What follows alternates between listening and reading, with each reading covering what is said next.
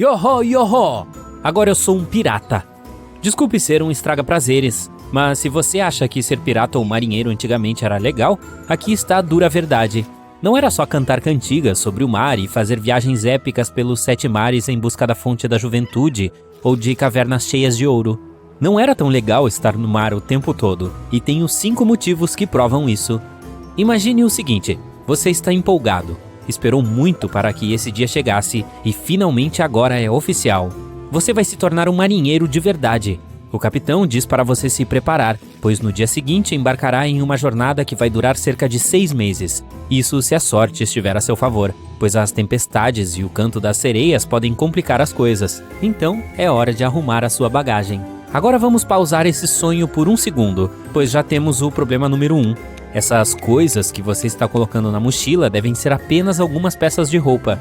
Os marinheiros só tinham um par de roupas que eles quase nunca lavavam durante a viagem, já que acreditavam que a sujeira e suor os protegeriam dos ventos e chuvas.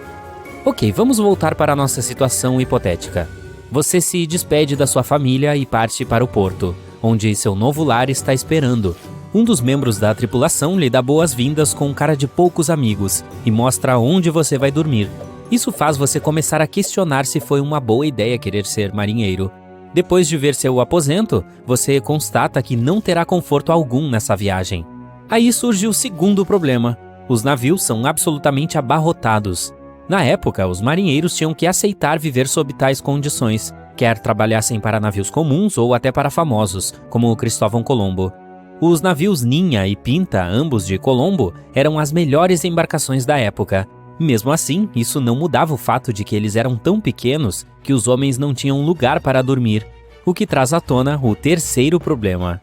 Dormir muito perto dos colegas, em um convés apertado onde mal conseguiam se mexer, não fazia muito bem à saúde dos marinheiros. E ir para baixo do convés não era uma opção, já que não havia ar fresco lá. E ainda tem o risco de cruzar com algum rato, então dê adeus à sua higiene pessoal. Caso você esteja se perguntando como esses ratos chegaram lá, saiba que essas criaturas nadam muito bem. Outra coisa, os marinheiros ficavam em alto mar, fizesse chuva ou sol, então geralmente sentiam frio e ficavam molhados, o que também comprometia a saúde deles. E por falar em saúde, temos o quarto problema, a comida e a fome. Os marinheiros não tinham suas próprias mini geladeiras com diferentes tipos de comida na época, como os luxuosos cruzeiros têm hoje em dia. Então precisavam inventar maneiras de guardar comida suficiente para durar meses ou até anos. Por causa disso, as opções de comida eram muito limitadas. Não era nada sofisticado. Uma das comidas mais comuns nos navios era carne de sol, e não era tão apetitosa quanto você está imaginando. Ou o biscoito hardtack, também chamado de folha de ferro. E esse nome criativo tem um motivo. Esse biscoito era basicamente uma mistura de água e trigo, com formato de tijolo e gosto de papelão. Era duro, feito pedra, e só podia ser comido se fosse amolecido em algum líquido. Nossa, seria incrível se os marinheiros pudessem mergulhá-los em um chazinho da tarde, né? Às vezes esses biscoitos marítimos eram tão duros que os marinheiros precisavam quebrá-los com um soco para poder comer. Desde que fosse guardado longe de líquidos, o hardtack raramente estragava. Eles podiam ser comidos mesmo depois de um ano. Na maioria das vezes, era desafiador mantê-los secos dentro dos barris de madeira. Isso quando os barris não ficavam infestados com insetos que deixavam os biscoitos todos furados. Mas os marinheiros os comiam assim mesmo. É preciso tirar proteína de algum lugar. A essa altura, você já deve ter percebido que não havia frutas nem legumes na alimentação dos marinheiros. Isso causava deficiência de vitaminas em muitos deles. Sabe aqueles piratas e marinheiros banguelos dos filmes? Pois é, tudo por causa de uma má nutrição. E os biscoitos duros provavelmente não ajudavam também. Mas quando os marinheiros ficavam sem comida, ter uma alimentação equilibrada era provavelmente a menor de suas preocupações. Antigamente, uma viagem dessas levava muito mais do que esperado, por causa das condições climáticas.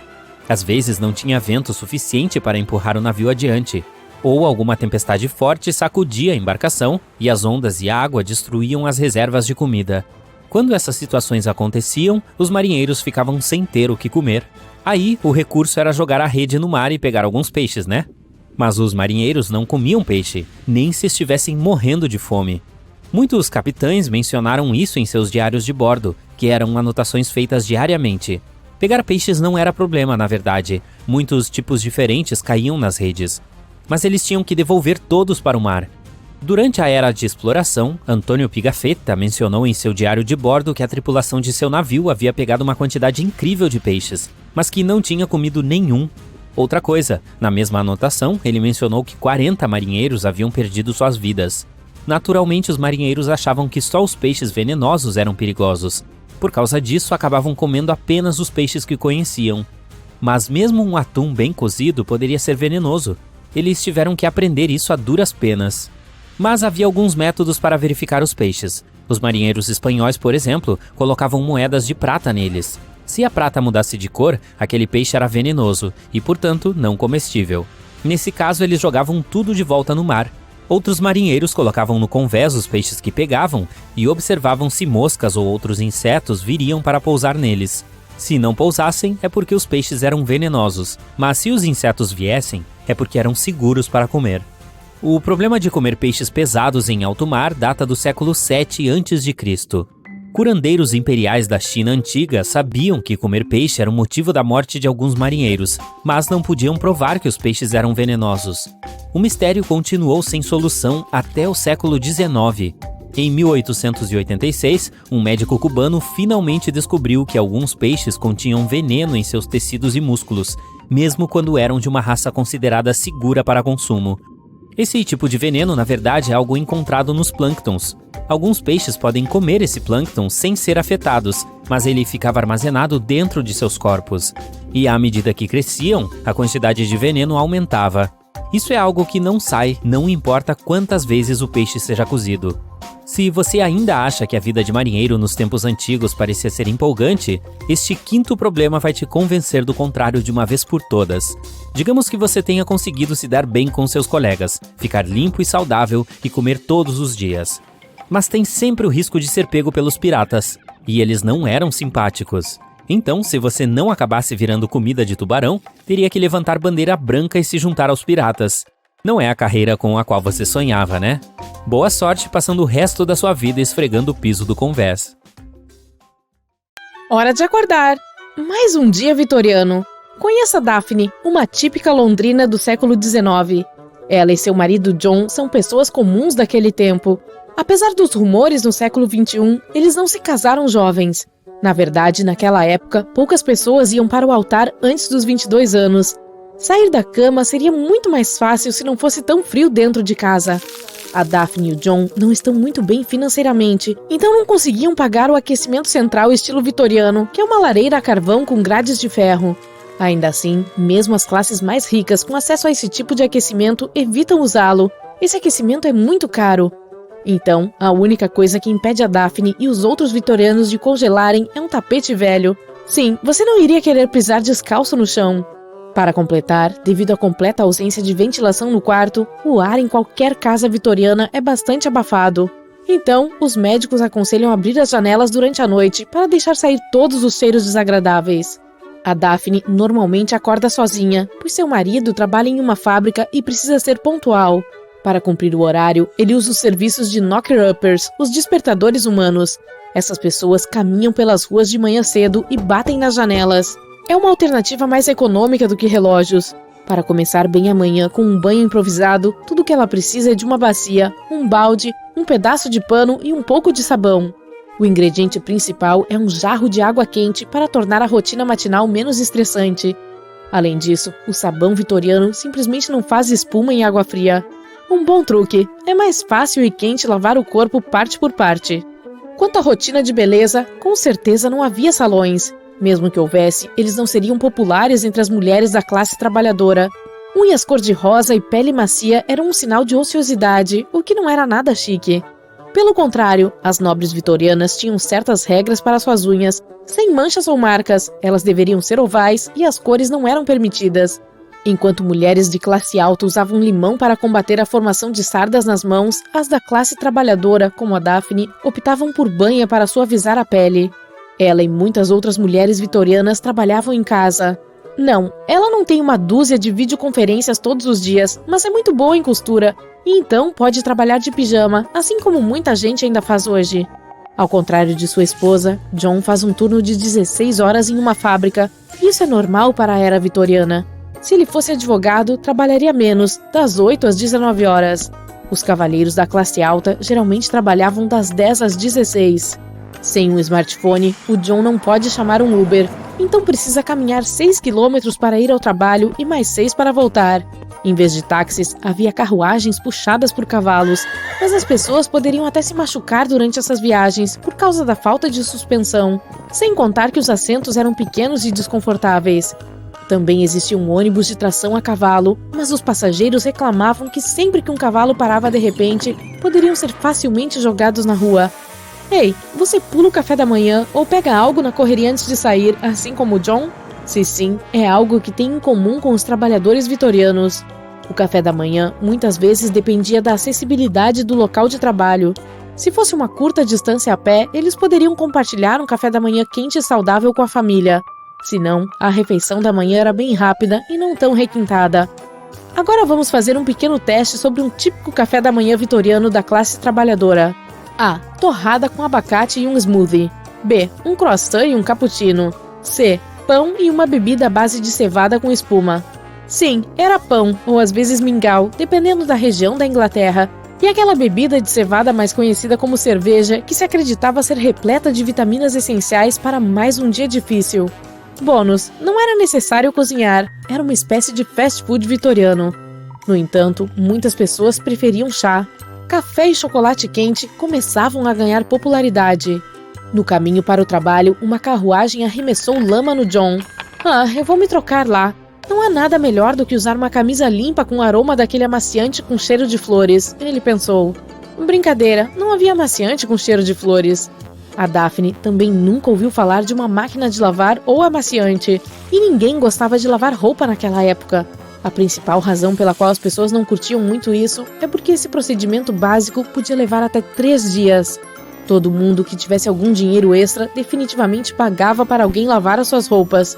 Problema número 1. Não havia água quente nas casas. Problema número 2. Sempre que as pessoas aqueciam água para lavar a roupa, isso ocupava toda a cozinha e não sobrava espaço livre para preparar comidas. A lavagem sempre começava com a checagem das roupas à procura de buracos para consertá-los. Então as peças precisavam ficar um pouco de molho. Sábado era tipicamente o dia para isso. Esse processo podia levar muito tempo, já que algumas substâncias, como a lama, poderiam ser facilmente dissolvidas em água. John sortudo. Mas outras precisavam de mais tempo. O único removedor de manchas disponível era o bicarbonato de sódio. Na segunda-feira de manhã, as roupas estavam bem encharcadas e prontas para lavar. Algumas pessoas usavam sabão em pontos onde havia graxa concentrada, como colarinhos, mas esse era um produto bastante caro. Em seguida, era preciso esfregar, torcer e pendurar as peças para secar. Pelo menos elas poderiam ser usadas novamente a partir de terça-feira. Esse procedimento se aplicava ao algodão. Com a lã era um pouco mais difícil. E imagine ter roupas delicadas naquela época, como espartilhos. Espartilhos apertados, por sinal, não eram tão populares na era vitoriana. Sim, algumas pessoas naquela época afirmavam que seria possível obter uma cintura minúscula apenas com o uso regular deles, mas as mulheres não os usavam como uma declaração de moda. Os médicos acreditavam que a peça poderia ajudar a obter uma postura saudável e a manter os órgãos internos no alinhamento correto. A Daphne não é uma grande fã de espartilhos, mas pode costurar um. Naquele período, a cor das roupas às vezes dependia da lavagem. As brancas poderiam ser fervidas e ficar mais limpas do que as de cores brilhantes, então os mais jovens costumavam vestir branco, por ser mais fácil de remover as manchas se necessário. Quanto mais velhas as peças ficavam, mais intensas as cores. Fato engraçado, o rosa, como uma versão mais pálida do vermelho, era considerado um tom forte e masculino e destinado a meninos. As garotas preferiam tons de azul. Por volta da década de 1940, a situação mudou e o rosa começou a ser associado às meninas. A Daphne também faz essas roupas cor-de-rosa e azuis e ganha cerca de 10 shillings por semana, assim como outras costureiras. Com esse dinheiro, ela conseguia facilmente pagar o aluguel semanal de 6 shillings. O resto ela poderia gastar em comida ou no que fosse necessário. Com 1 shilling, era capaz de comprar chá suficiente para uma semana. 5 pães custavam cerca de 12 pences, o equivalente a 1 shilling. Boas notícias para os vegetarianos. 12 pences compravam cerca de 8 quilos de vegetais. um saco de carvão também saía por cerca de 1 xelim. Agora você entende por que a Daphne e o John não tinham a lareira. Literalmente não queriam queimar o dinheiro. Além disso, por 1 xelim ele conseguia comprar uma roupa nova, caso uma carruagem passasse e jogasse lama mais uma vez na dele. Voltando às instalações. E quanto aos banheiros? Bom, o primeiro toalete público da Inglaterra foi inaugurado em 1851. Os banheiros vitorianos geralmente tinham canos em forma de S. O objetivo era manter os odores longe, pois se acreditava que os maus cheiros eram perigosos para a saúde, para não falar do desconforto nasal. Mas eles também eram um luxo. Apartamentos comuns e casas rurais tinham algo menos confortável. Desculpe, a Daphne não revelou como era o dela. À noite, é claro que não havia TV, nem luz. Assim que o céu escurecia, não fazia sentido ficar acordado. Na verdade, tinha um custo alto, velas e óleo para lâmpadas não eram baratos. A Daphne terminou outro vestido à tarde, então não tem por que queimar uma vela. Boa noite. Hoje temos vários tecidos a nosso dispor, mas na era Tudor havia uma hierarquia de tecidos. Trocando em miúdos, nem todos tinham permissão para usar roupas feitas de seda, já que esse tecido era reservado aos membros da realeza. Os cavaleiros poderiam optar pelo veludo. Outra coisa, as pessoas comuns tinham que tomar cuidado com as cores. Era proibido usar roxo, por exemplo. Por mais absurdo que isso pareça hoje, nos séculos XV e XVI na Inglaterra, usar tecido e cor errada era quase um crime. Mesmo assim, era praticamente impossível ser um fora da lei das roupas, pois elas eram caras demais. Para conseguir comprar algumas peças de roupa, era preciso ter vários empregos. Então, as pessoas cuidavam muito bem delas. Para os réis mortais, as roupas eram usadas para suportar o clima severo. Houve quem se metesse em encrenca com a lei, não por causa das cores proibidas para pessoas comuns, mas por usarem roupas que não eram socialmente aceitas. Quanto aos dentes, a moda era bem estranha comparada aos dentes branquinhos que todos querem ter hoje em dia. Muitas fontes afirmam que dentes pretos eram extremamente estilosos na época, já que provavam um status social alto. Os nobres da Inglaterra, na dinastia Tudor, consumiam açúcar em quantidades obscenas. Na época, o açúcar só era acessível para os mais ricos, pois era importado de países distantes, como os territórios britânicos do Caribe. A logística era complexa, então o açúcar na Inglaterra acabava custando uma nota. Quanto mais açúcar as pessoas consumiam, mais pretos eram seus dentes. Então, dentes pretos eram vistos como um indício de estilo de vida extravagante, assim como as bolsas de grife hoje em dia. Porém, as pessoas tinham algum tipo de cuidado com os dentes, mesmo no século XVI. Para começar, havia palitos de dente para retirar qualquer resto de comida. As pessoas comuns também usavam pós improvisados feitos com fuligem. A melhor opção era a fuligem limpa de velas de cera. As pessoas coletavam esse material segurando a chama da vela contra uma superfície limpa e polida. Qualquer espelho era uma ferramenta excelente para coletar fuligem. Uma vez coletada, a fuligem de vela era esfregada nos dentes. Ela removia mesmo as placas e eliminava o mau hálito. Quem quisesse uma limpeza mais profunda, podia esfregar giz e sal nos dentes. Quanto à higiene pessoal, lavar o corpo era algo como uma barbárie e um atentado contra a saúde. Muitos médicos da época acreditavam que a água poderia infectar as pessoas através dos poros. Então, em vez de tomarem um banho decente, as pessoas esfregavam linho na pele. Na época, tudo que precisavam para ter um corpo limpo era um tecido de linho. Sem gel de banho, sem hidratante, apenas esfregadas vigorosas. Isso é um banquete para piadinhas, mas vou deixar passar. Ei, a água era considerada ruim para beber também, o que era parcialmente verdade. A água das cidades grandes era mesmo contaminada, então nem ricos nem pobres a bebiam.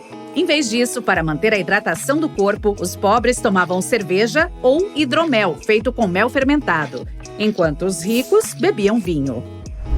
Hoje, o café da manhã é a principal refeição do dia, e esse conceito foi criado na era Tudor. Antes, era recomendado pular o café da manhã e esperar o jantar. Não, na era Tudor, eles não jantavam às 8 da noite. Muitas casas faziam jantar às 10 da manhã. Mas em meados dos anos 1530, o jantar foi deixado para mais tarde por causa do clima. As pessoas precisavam colocar alguma coisa no estômago para ser produtivas. Assim, o café da manhã ao estilo Tudor surgiu. Como as pessoas acordavam por volta das 4 da manhã, acabavam tomando de jejum por volta das 6. Na verdade, nada mudou muito desde o século XVI. Pão, ovos fritos e bacon ainda são de jejum preferido de muita gente. A principal refeição do dia, o jantar, surgiu muito cedo. O horário mais comum era por volta das 11 da manhã. Quanto ao que era servido, sim, o pão era o prato central de novo. Ele vinha em muitas variedades, e dependendo de quão rica a casa era, o pão era comido sozinho ou com outros alimentos. Mesmo assim, o pão da época era muito diferente dos que temos hoje. O mais próximo do que comemos no mundo moderno era chamado manchet loaves. Era feito com farinha de trigo branca e fermento fresco. Só que registros antigos afirmam que a crosta era mais crocante e o sabor mais cremoso. À noite, as pessoas comiam a ceia. Quando nos sentamos para comer hoje, esperamos ter pratos e porções individuais, mas naqueles tempos eles partilhavam a mesma comida. E não se exigia tantos talheres ou louça. Quase ninguém, principalmente as pessoas comuns, usava garfo para comer. Comia-se tranquilamente com facas e colheres levados para a ceia e até com os próprios dedos. Dedos é um pouco demais para mim. Espero que eles tenham usado desinfetantes ou lenços umedecidos. Brincadeirinha. Na verdade, é pouco provável que eles lavassem as mãos antes de comer. Imagine que você está ceando na Inglaterra da Era Tudor. Aqui está a lista de coisas com as quais você não deve se escandalizar. Você leva seus próprios talheres, mas já falamos sobre isso. Você partilha a sua porção, chamada de a bagunça, com cerca de 3 a 5 pessoas. Relaxa, a comida é pequena, parecida com canapés. Você tem que pegar a comida diretamente da mesa e colocá-la dentro da boca. Se sentir sede, prepare-se para compartilhar um copo com algumas pessoas de novo. Eles tinham uma regra de etiqueta. Era preciso limpar os lábios antes de encostá-los no copo. Você não guarda um espacinho no estômago para a sobremesa, e sim para o queijo. Acreditava-se que o queijo era um excelente encerramento para qualquer refeição. Quanto às sobremesas, elas eram coisas de rico. Lembra que o açúcar era uma iguaria cara? Os mais pobres comiam pão de gengibre e mel como sobremesa e, às vezes, conservas de fruta em calda. Vamos para o cardápio principal. Não espere ver muitos legumes durante o inverno. Eles só existiam em épocas determinadas. Não havia frutas e legumes exóticos. Maçãs, peras, repolho, mandioquinha e provavelmente ameixas eram o máximo que uma pessoa da Era Tudor poderia sonhar em comer. No fim do período dos Tudor, tomates e batatas surgiram. Então, se alguém os visse na mesa, era sinal de que aquela casa era rica. Hoje em dia, a arquitetura antiga pode parecer magnífica, mas as pessoas não gostavam tanto da arquitetura dos Tudor quanto a gente. O motivo é simples. Aqueles prédios maravilhosos ficavam sempre cobertos por uma lama fedorenta. Limpar a sola dos calçados era inevitável. Então havia multidões na entrada das construções para tirar o barro dos calçados e absorver um pouco da umidade. Uma curiosidade, os tapetes eram mais usados para cobrir mesas. As casas mais ricas é que tinham condições de comprar tapetes de junco. Hoje temos acesso a qualquer livro em questão de segundos em nossos tablets. Podemos até baixar uma biblioteca inteira e carregá-la dentro da mochila. Por falar nisso, o primeiro tablet foi inventado na Era Tudor. Não, tô brincando. Mas voltando aos livros. Havia uma escassez tremenda de livros na Inglaterra dos Tudors, e os estudantes liam cartilhas. Era uma tábua coberta com uma folha transparente de chifre de boi para proteger o que se escrevia na tábua. Assim, mais estudantes podiam se beneficiar do tablet dos Tudor. A cartilha parecia mesmo um tablet, só que com uma página só. Já se sabe que a maquiagem de antigamente não fazia bem à pele, mas a dos Tudor era considerada natural. Atores e mulheres da nobreza é que a usavam. Por ser natural, essa maquiagem tinha giz e ossos de rato em pó. Ah, e não podemos nos esquecer do chumbo. Pois é, nem sempre natural é sinônimo de seguro. Agora tem uma perguntinha para você. De que lado você dorme? Se você se deita do lado esquerdo, os médicos da Era Tudor lhe repreenderiam, pois dormir do lado direito era considerado mais saudável. Pois é. Olá, distintos convidados! Bem-vindos à Idade Média. Estamos honrados com a sua presença. Desculpem o passeio turbulento, não é fácil viajar em uma carroça, mas as outras duas opções eram andar a cavalo ou simplesmente caminhar. Bom, é época medieval, né? Sem rodovias por aqui. De qualquer forma, eu sou Constable Bright e serei seu guia neste passeio pelo castelo. Esqueça tudo que você aprendeu sobre castelos, especialmente aqueles dos filmes de princesas, porque eu preparei tantos segredos de castelos que você vai ficar de queixo caído. Está na hora de passar pelo portão. Por favor, fique à vontade. Quero começar nosso tour corrigindo um mal-entendido. Os castelos têm sido confundidos frequentemente com palácios ou fortalezas. No entanto, ao contrário de ambos, eles foram construídos com um propósito específico em mente. Um castelo é considerado uma residência fortificada de uma pessoa importante. Por outro lado, os palácios não eram fortificados e as fortalezas não serviam para fins residenciais. Os castelos de estilo europeu surgiram por volta dos séculos 9 e 10. Durante esse tempo, provavelmente ninguém ia querer viver na Europa, pois ela caiu no caos após a queda dos impérios. A terra foi dividida entre senhores, príncipes ou pessoas nobres de qualquer tipo. Eles tinham que encontrar uma maneira de controlar e proteger seus territórios, então começaram a construir castelos. Muito parecido com as fortalezas de almofada que você e seu irmão construíram na sala quando eram crianças, mas em maior escala. Entretanto, além de seu propósito original de defender a terra, os castelos também serviram como centros de administração e símbolos de poder. Os castelos urbanos foram usados para controlar a população local, além de compor importantes rotas de viagem. Os primeiros castelos eram na verdade feitos de madeira. No entanto, acabaram provando não ser tão eficientes para proteger a terra. Em primeiro lugar, geralmente dependiam de uma torre central. Além disso, podiam ser facilmente queimados até o chão. Essa é uma das razões pelas quais hoje não se pode visitar um museu de castelos de madeira, além do fato de eles provavelmente estarem muito podres. Os castelos de madeira foram mais tarde substituídos por castelos de pedra, pois eram mais resistentes. Mas também tinham suas desvantagens. Eram mais caros e demorados para construir. Se você estivesse nadando de braçadas em ouro e prata, então palmas para você. Mas ainda teria que esperar cerca de 10 anos para que seu castelo fosse concluído, já que todo o processo incluía as pedras que estavam sendo extraídas e trazidas. Lembre-se, não havia escavadeiras ou guindastes para facilitar as coisas. Como você pode imaginar, os primeiros castelos de pedra eram frios, escuros, fedorentos e úmidos. Para se livrar pelo menos do cheiro, eles usavam ervas cobrindo paredes e pisos. Ao contrário do que as representações na cultura popular podem ter levado você a acreditar, os primeiros castelos não eram tão grandes assim. Muitos deles tinham apenas uma torre de vigia e um quarto, ou 2 quartos se o proprietário se sentisse extravagante e tivesse dinheiro.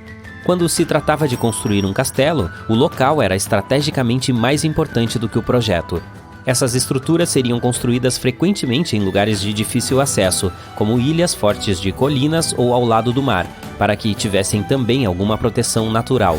Essas localizações permitiam aos moradores do castelo ver quilômetros ao seu redor e localizar e se preparar para qualquer perigo que surgisse. Portanto, quanto mais o castelo estava isolado e inacessível, melhor era. Os que não contavam com defesas naturais estariam cercados por valas ou fossos para uma camada extra de proteção.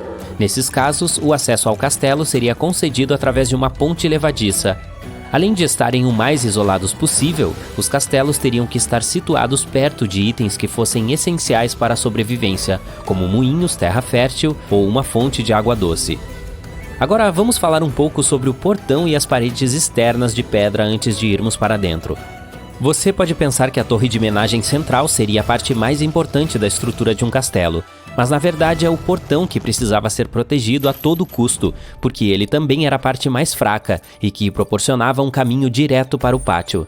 É por isso que teria que ser o menor possível para deter qualquer visitante indesejado. Portanto, esses portões maciços que você vê nos filmes de fantasia são na verdade irrealistas e impraticáveis, pois na realidade tornariam o castelo mais difícil de defender.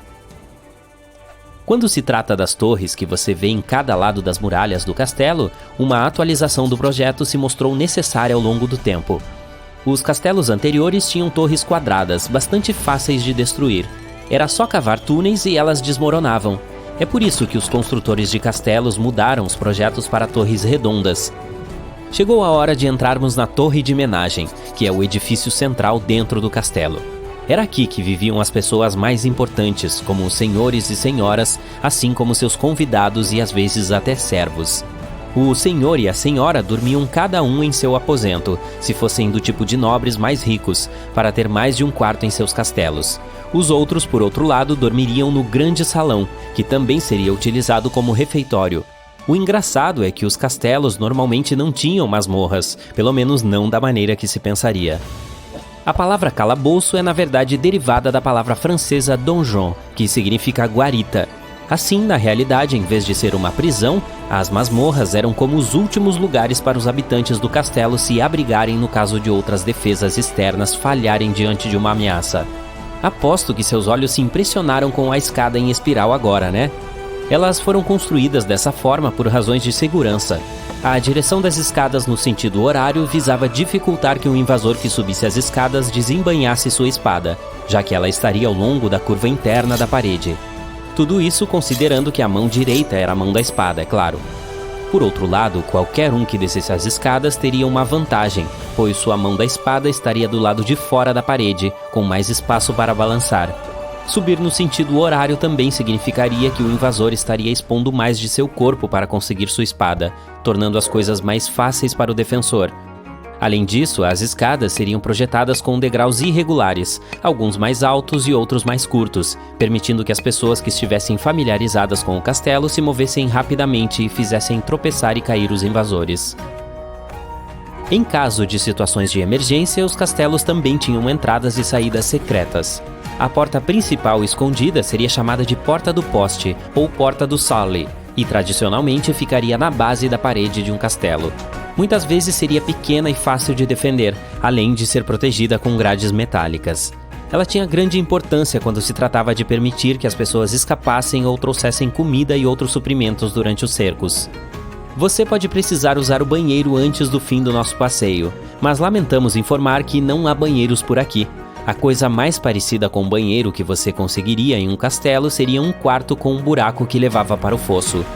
Como você pode imaginar, esses quartos tinham um cheiro terrível.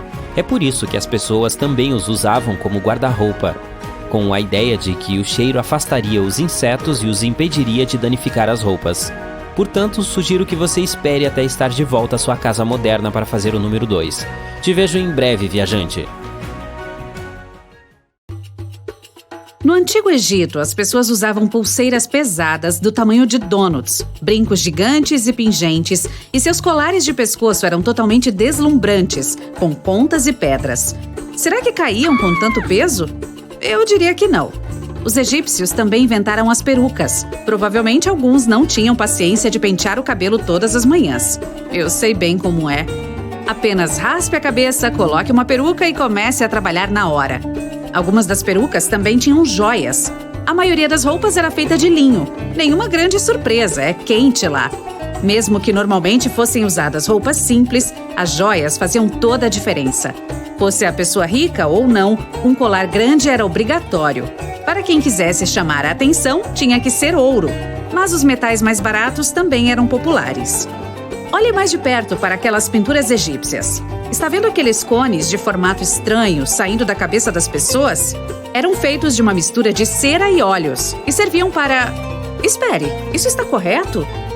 Isso devia derreter graças ao calor do corpo e espalhar óleos de aroma doce por todos os lugares. Que lubrificante! Cleópatra tinha sua marca registrada de maquiagem para os olhos. E os egípcios provavelmente foram os primeiros a inventar o rímel. Eles misturavam mel, fuligem, água e esterco de crocodilo. Eca! Aplicavam essa mistura maluca diretamente nos cílios e sobrancelhas. Provavelmente não cheirava tão bem, mas pelo menos era mais seguro do que aqueles delineadores de chumbo tóxico que as pessoas costumavam usar. Tudo natural. Os gregos antigos pegaram algumas dicas de estilo de seus vizinhos egípcios, mas até usavam roupas feitas de lã. Quente e pegajoso. As peças não tinham muitas opções de cores, eram principalmente brancas. Mas se alguém realmente queria arrasar com um item colorido, precisava tingi-lo, com insetos. Mas isso não é uma coisa só de antigamente. Toda vez que você pegar alguns doces revestidos de açúcar, lembre-se disso. Parte dessa coloração pode ter vindo de besouros. Seu batom também. Mua! Se você fosse um grego antigo rico, poderia comprar algodão. Você, sim, você aí, vestindo uma camiseta de algodão assistindo a este vídeo. Está se sentindo tão legal quanto um nobre grego antigo? E provavelmente não dá valor a essa prateleira de sapatos que nunca usa. Mas para um grego antigo, os calçados eram um privilégio, já que andavam principalmente descalços. Assim como no Egito, os gregos se preocupavam com as perucas. Elas eram feitas principalmente de cabelo natural. Bem mais tarde, na Idade Média, as pessoas passavam talco em suas perucas, tentando dar a elas um aroma de lavanda ou laranja. E naquela época, vamos apenas dizer que sabonete não era muito usado, então uma peruca com talco era útil quando alguém precisava encobrir qualquer cheiro indesejado. As roupas na Roma antiga eram bastante semelhantes às da Grécia. Havia 2 tipos principais delas, togas e túnicas. As túnicas eram usadas por todos, enquanto apenas os cidadãos nobres de Roma podiam usar togas por cima das túnicas. As togas eram extremamente largas, com até 5,5 metros de comprimento, então era impossível vesti-las sem a ajuda de alguém. Essas roupas não eram incríveis? Eu acho que sim. Se você não fosse realmente o tipo de mulher que curtia lavar a louça, adoraria ter um blouse. Muitos séculos atrás, as mulheres usavam roupas com mangas absurdamente longas para mostrar o quanto eram nobres. Imagine lavar o chão com 12 centímetros extras nas mangas. Mesmo que essas mangas restringissem muitos movimentos, ainda estavam super na moda na França medieval. Centenas de anos atrás, muitos homens europeus tinham sapatos que eram, diferentes. Esses calçados tinham uma característica única: pontas finas, extremamente longas. Quanto mais nobre a pessoa, mais longas as pontas. Mas sempre que eram um pouco longos demais, começavam a ceder. Então eram preenchidos com coisas aleatórias como musgo e até crina de cavalo. Pareciam bicos enormes. Naquela época, as mulheres também tinham suas tendências. Por exemplo, raspavam as sobrancelhas. A testa era a característica facial da moda na época, e elas queriam se destacar. A Inglaterra tinha algumas tendências de moda que, hoje as pessoas desembolsam muito dinheiro para ter um sorriso perfeito, dentes brancos e brilhantes. Mas nos tempos da dinastia de Tudor, as mulheres escureciam os dentes de propósito para parecerem ricas. O açúcar era difícil de encontrar e apenas os mais ricos podiam comprá-lo. Acreditava-se amplamente que quanto mais rica uma pessoa fosse e quanto mais açúcar ela comesse, mais escuros os dentes ficariam. Se você já está usando alguns dentes pretos falsos e quer adotar o estilo Tudor, tente arrasar com este visual. No século XVI, homens e mulheres enchiam as mangas com algodão, lã, serragem. Era basicamente uma camisa de músculo falsa dos velhos tempos, como a que você comprou para usar sob aquela roupa de super-homem que fez no ano passado, mas nunca vestiu para sair e pedir doces ou travessuras. Quanto mais enchimento alguém tinha, mais forte parecia. Alguns homens enchiam a região da panturrilha e até a barriga apenas para parecerem mais musculosos. Agora, adicione um babado em volta do pescoço apoiado por um espartilho de metal para manter tudo parecendo apertado e voilá! Você é um verdadeiro Tudor. Se você fosse de Veneza no século XVI, tinha que comprar um chopini. Esse sapato de aparência desconfortável foi criado para caminhar na lama. Mas a verdadeira razão pela qual ele se tornou popular foi o Instagram veneziano de 500 anos. Os sapatos faziam as pessoas parecerem mais altas, e quanto mais altas, mais importantes. Os fashionistas da época tinham retratos pintados usando esses calçados. Pura ostentação.